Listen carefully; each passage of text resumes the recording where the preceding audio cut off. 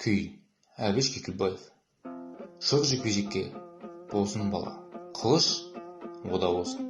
Бұндайдың талайын көріп, әбден сыралғы болып қалған екі арғымақ ытқып кері шегіністі.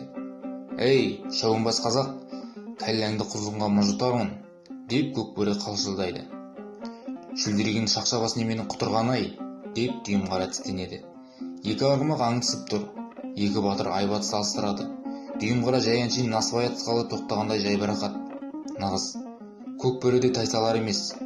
Тап берер сәтті күтіп жалаңдап тұр. Айдала, құла дүз. Көк арғымақ қарып кетті. Ағама су етіп ағып өтті. Қара ат жалт беріп бұғып қалды.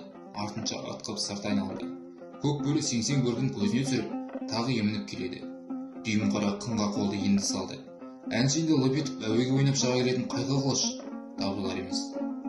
Дүйімқара аңдысқан жауынан көзін айырмай, тағы да тартып көрді. Қылп етпейді. Жон арқасына шып-шып тер шықты. Ту сонау қарақ бақайына дейін сұп-суық бірдеңе жүгіргендей болды. Алқымын әлде қандай бір ашық кермек тырнап барады. Көкбөрінің қылышы жақ-жақ етіп төне түсті.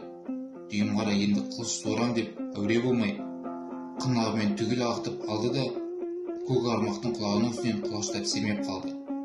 Шекесіне қан шапшып, көзінің алды ию қойға араласып, асыр салып жүрген теңбіл-теңбіл дөңгелектерге толып көк ала тұмаданып тұрған Дүйімқара анадай жерге саулап ағып түскен екі жай отын көрді.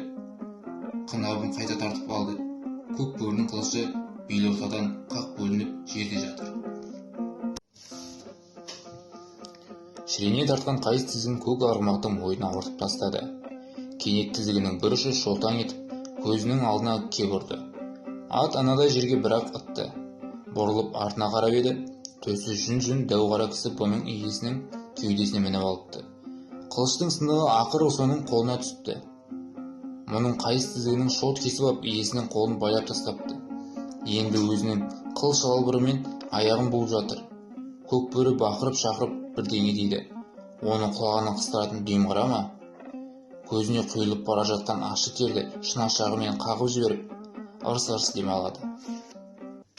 Жануар құлындағы даусы құраққа жетіп, шыңғырып жіберді. Күтірейтіп бір өш жалы үзілді. Көз алдын қара мұнар басып, есеңгіреп кеткен жылқы бір уақыттарды барып көзін ашып еді, арқасы босапты. Көз алдынан от саулатып әлдене ағып өтіп, анадай жерге барып түсті. Қылыштың сынығы.